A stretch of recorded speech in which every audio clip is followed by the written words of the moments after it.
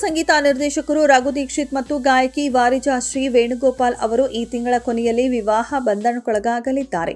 ಬಹುಭಾಷಾ ಜಾನಪದ ಸಂಗೀತಕ್ಕೆ ಹೆಸರುವಾಸಿಯಾದ ಗಾಯಕ ರಘು ದೀಕ್ಷಿತ್, ಗ್ರಾಮಿ ನಾಮನಿರ್ದೇಶಿತ ಸಂಗೀತಗಾರ್ತಿ, ಕೊಳಲು ವಾದಕಿ ವಾರಿಜಾಶ್ರೀ ವೇಣುಗೋಪಾಲ್ ಅವರು ಜೀವನದ ಹೊಸ ಅಧ್ಯಾಯಕ್ಕೆ ಕಾಲಿಡಲು ಉತ್ಸುಕರಾಗಿದ್ದಾರೆ. ಹೌದು, ಈ ಇಬ್ಬರು ಸಂಗೀತ ಕಲಾವಿದರ ಪ್ರೀತಿ, ಪ್ರೇಮ, ಪ್ರಣಯ ಸಾಕು ಇನ್ನೂ ಸಾಕು ನಲ್ಲಿನ ಸಂಗೀತ ಸಹಯೋಗದೊಂದಿಗೆ ಪ್ರಾರಂಭವಾಯಿತು. ಸ್ನೇಹ ಕ್ರಮೇಣ ಪ್ರೀತಿಗೆ ತಿರುಗಿತು. ಈ ಬಗ್ಗೆ ಮಾಧ್ಯಮಗಳಿಗೆ ಪ್ರತಿಕ್ರಿಯಿಸಿರುವ ರಘು ದೀಕ್ಷಿತ್, ತನ್ನ ಜೀವನದಲ್ಲಿ ಹೊಸ ಆರಂಭವಾಗುತ್ತದೆ ಎಂದು ನಾನು ನಿರೀಕ್ಷಿಸಿರಲಿಲ್ಲ. ಇದೆಲ್ಲ ಆಕಸ್ಮಿಕವಾಗಿ ಹುಟ್ಟಿಕೊಂಡಿತ್ತು. ವಾರಿಜಾಶ್ರೀ ಅವರ ಪೋಷಕರ ಆಶೀರ್ವಾದದೊಂದಿಗೆ ನಮ್ಮ ಜೀವನದ ಈ ಹೊಸ ಅಧ್ಯಾಯವನ್ನ ಒಟ್ಟಿಗೆ ಪ್ರಾರಂಭಿಸಲು ನಾವು ಉತ್ಸುಕರಾಗಿದ್ದೇವೆ ಎಂದು ಹೇಳಿದ್ದಾರೆ. ರಘು ದೀಕ್ಷಿತ್ ಹಾಗೂ ವಾರಿಜಾಶ್ರೀ ವೇಣುಗೋಪಾಲ್ ಅವರು ಸಾಕಷ್ಟು ವಿಡಿಯೋ ಸಾಂಗ್ ಆಲ್ಬಂಗಳಲ್ಲಿ ಒಟ್ಟಿಗೆ ಕೆಲಸ ಮಾಡಿದ್ದಾರೆ.